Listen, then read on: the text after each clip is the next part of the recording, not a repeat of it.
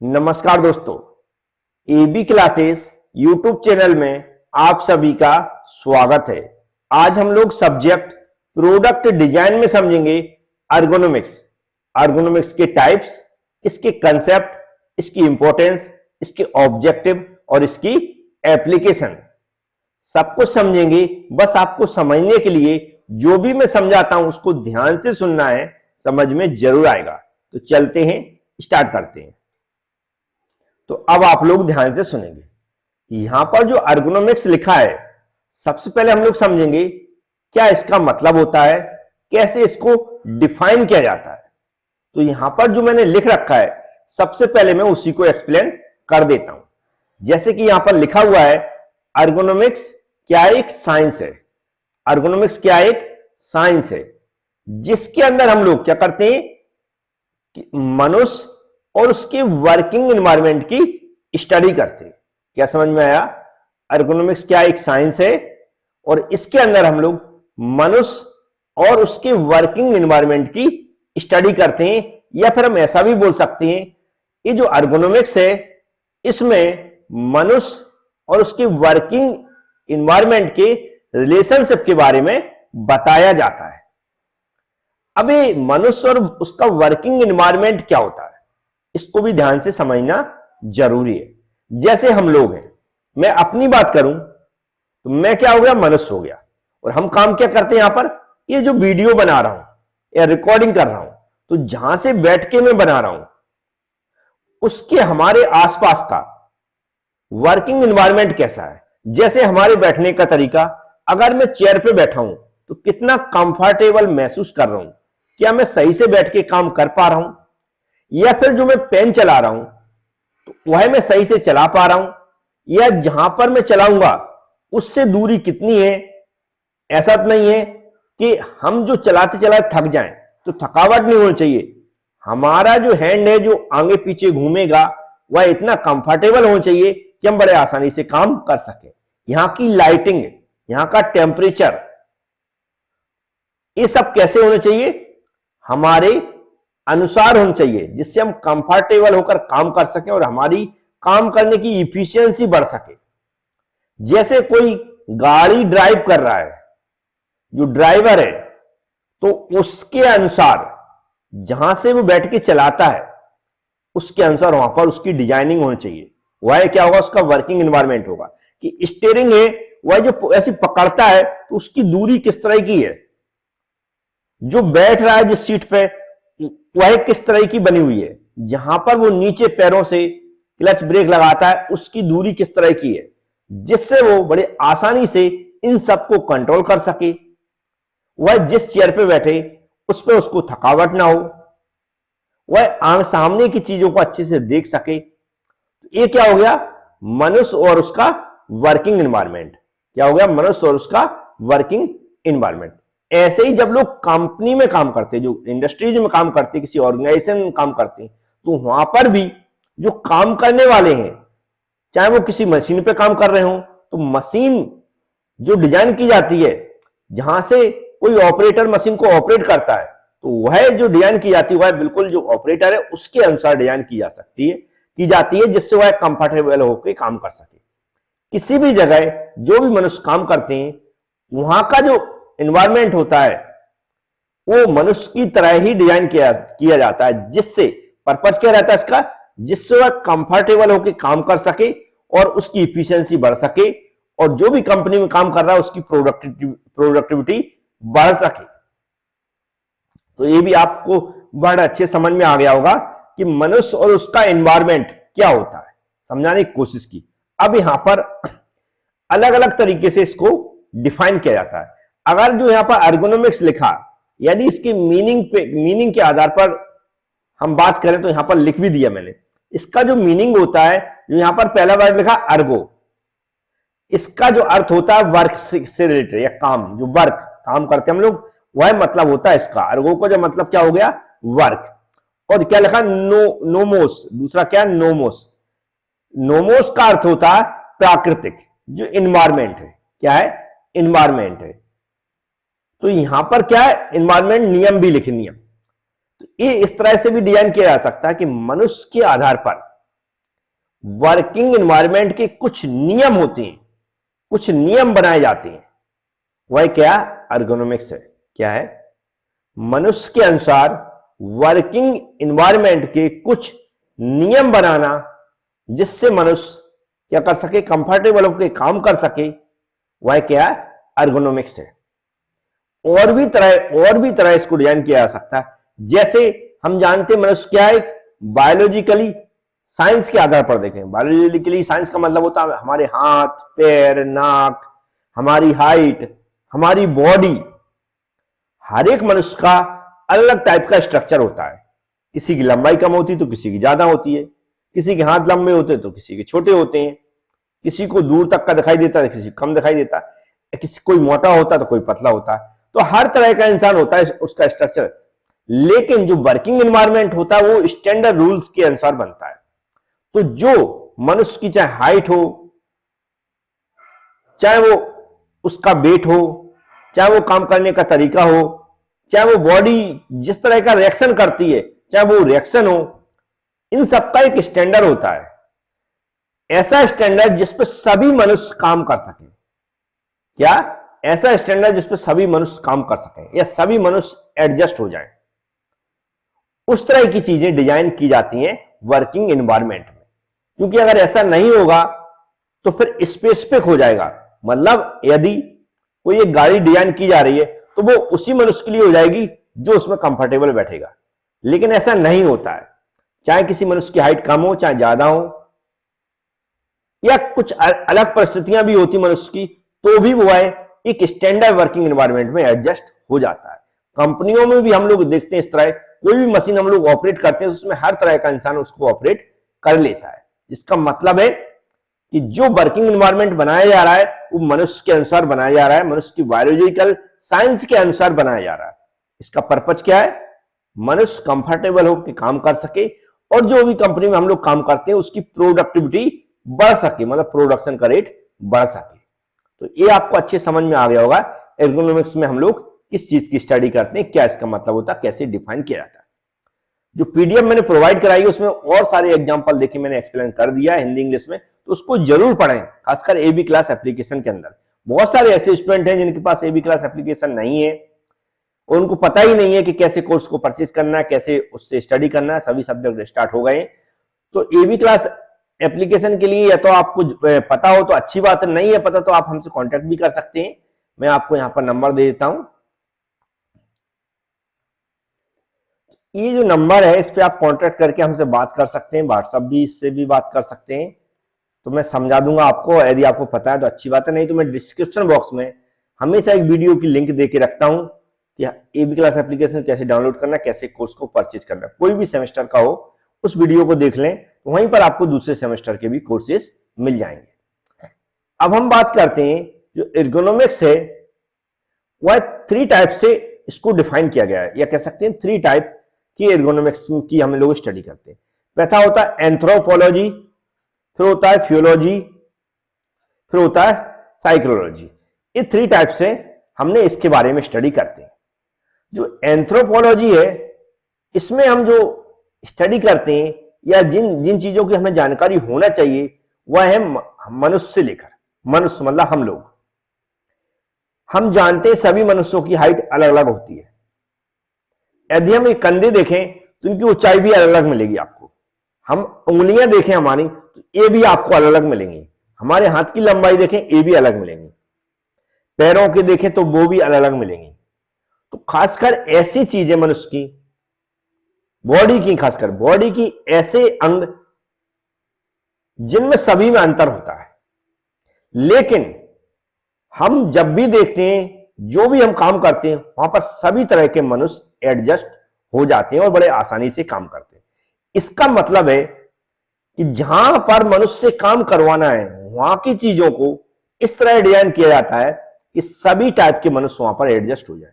मतलब जो बनावट है आदमी की उसके एवरेज के हिसाब से चीजें डिजाइन की जाती हैं, उसके एवरेज के हिसाब से चीजें डिजाइन की जाती हैं। चाहे वो लंबाई की बात करें, चाहे वो हमारे जो, क्योंकि मैक्सिमम हम लोग हाथ से ही काम करते हैं, इन हाथों से काम करते हैं, तो इन पर भी बहुत ज्यादा ध्यान दिया जाता है क्योंकि इनसे ही काम करना है तो किसी के हाथ लंबे हैं तो किसी की कम लंबी, किसी की अंगुलियां लंबी हैं तो किसी की कम लंबी हैं, किसी के चेस्ट से भी बहुत ज्यादा थकावट आती है, तो इनको भी देखकर भी डिजाइन बहुत सारी चीजें की जाती हैं, पैरों को देखकर भी डिजाइन की जाती है। तो ये सब स्टैंडर्ड लिया जाता है, सबकी एवरेज निकाल के देखा जाता है, फिर उस स्टैंडर्ड के अनुसार चीजें डिजाइन की जाती हैं। चीजों में चाहे वो हम लोग उपयोग करते हैं जो चीजें, चाहे वो पेन हो, कोई मशीन हो, कोई गाड़ी हो, या फिर जहां पर हम काम करते हैं, जैसे चेयर पर बैठ के काम कर रहे हैं, कंप्यूटर पर काम कर रहे हैं, या कोई वजन हम उठा रहे हैं, कोई मशीन चला रहे हैं, इन सब की बात की जाती है इसमें। चाहे जो चीजें हम लोग यूज कर रहे हो, चाहे कहीं पर हम खुद काम कर रहे हो, हर चीज को एक स्टैंडर्ड तरीके से डिजाइन किया जाता है, जिसका एक मतलब निकलता है कि मनुष्य और उसका जो वर्किंग एनवायरनमेंट है, इन दोनों के रिलेशनशिप को देखा जाता है। तो पहला क्या हो गया, एंथ्रोपोलॉजी, जिसका क्या होते हैं, खासकर संबंध किससे होता है, मानव शरीर के अंगों से होता है। दूसरा है फिजियोलॉजी, कौन सा है, फिजियोलॉजी।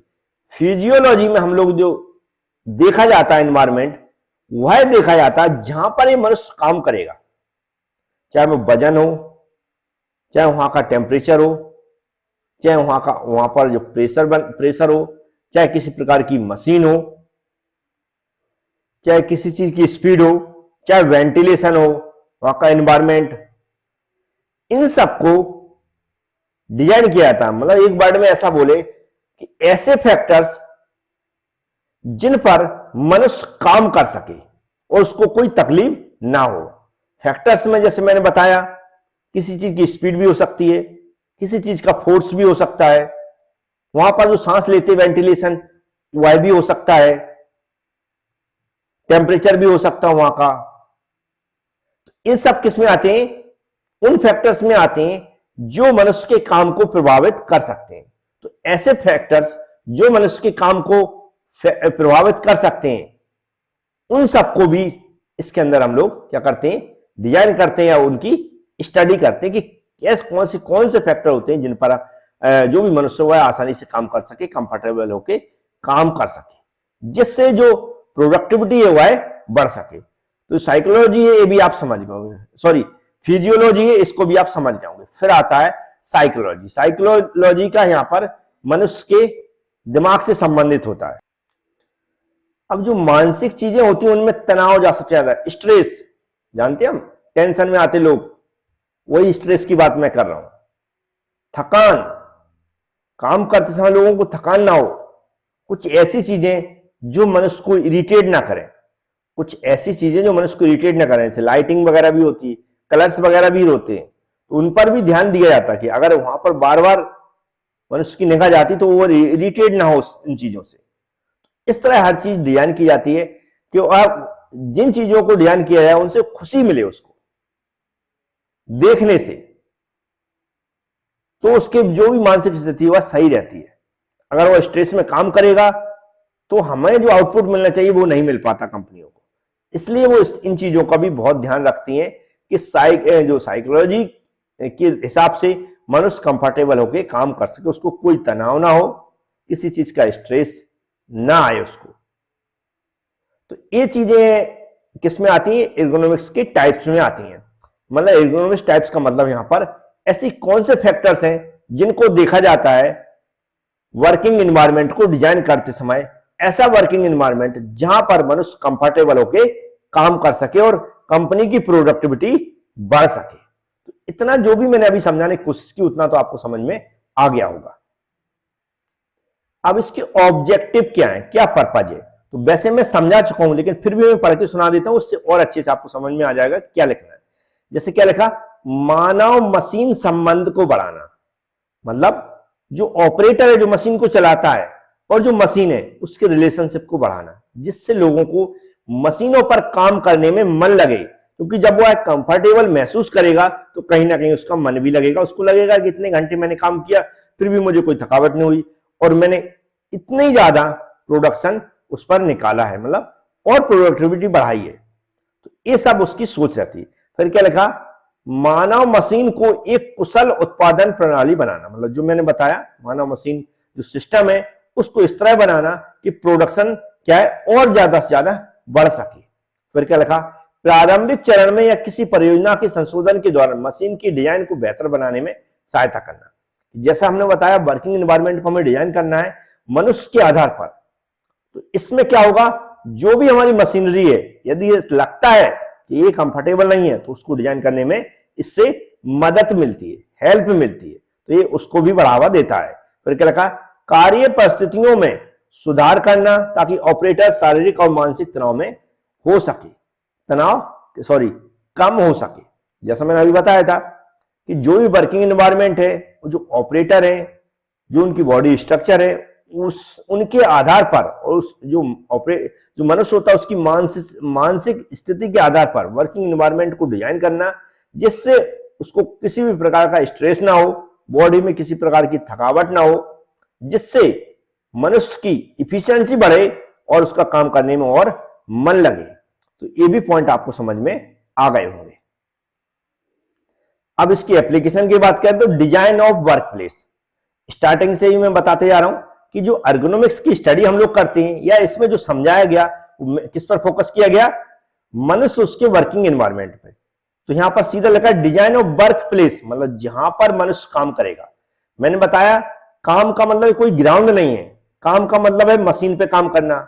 जैसे मैं यहां पर बैठ के काम कर रहा हूं, कुर्सी पे बैठा हूं, तो कुर्सी को भी डिजाइन किया जाता है मनुष्य के काम करने के तरीके पे। कोई गाड़ी ड्राइव कर रहा है तो वो ड्राइव करेगा जहां पर बैठ के, उसकी स्टीयरिंग है, उसके गियर हैं, उसकी क्लच है, इस सबको डिजाइन किया जाता है उसकी कंफर्टेबल को देखते हुए। जो ड्राइवर है तो वही क्या है, वर्क प्लेस है। तो इस टाइप के जहां जहां पर काम करता है मनुष्य, वह सब क्या है, वर्क प्लेस। तो वर्क प्लेस को ऐसे डिजाइन करना कि वहां पर जो मनुष्य जो भी वहां पर काम करेगा वह कंफर्टेबल होकर काम कर सके और किसी प्रकार की जो भी मैंने बताई थी वह की थकावट ना आए, कोई स्ट्रेस ना हो, किसी प्रकार की उसको वहां पर बीमारी ना हो। तो इस तरह की चीजों को ध्यान में रखा जाता है। पर्पज क्या रहता है, प्रोडक्टिविटी को बढ़ाना, जो काम करने वाला व्यक्ति उसकी इफिशियंसी को बढ़ाना, जिससे वो और कंफर्टेबल होकर वह काम कर सके और जो भी काम कर रहा है उसमें क्या हो सके, वृद्धि हो सके। जैसे वह प्रोडक्शन कर रहा है तो और ज्यादा से ज्यादा प्रोडक्शन करके दिखाए, अगर वो गाड़ी चला रहा है तो और लॉन्ग ड्राइव पे जा सके, उसको कोई थकावट ना हो। जैसे मैं यहां पर बैठ के काम कर रहा हूं तो अगर मुझे 1-2 घंटे में थकावट हो जाती है और मैं ऐसा डिजाइन करूं इस वर्क प्लेस को कि 4 से 5-6 घंटे भी बैठा रहूं तो थकावट ना हो और काम करने में मजा आए, काम करने में मजा आए, तो क्या होगा, ये वर्क प्लेस को डिजाइन करना किसके अकॉर्डिंग, एर्गोनॉमिक्स के आधार पर। यही इसका पर्पज रहता है। फिर क्या लिखा, डिजाइन ऑफ मशीनरी और कंट्रोल, जो भी मशीनरी है और उनका कंट्रोलिंग सिस्टम है जो किसके हाथ में रहता है, मनुष्य के हाथ में रहता है। जो भी ऑपरेटर होते हैं उनके हाथ में रहता है।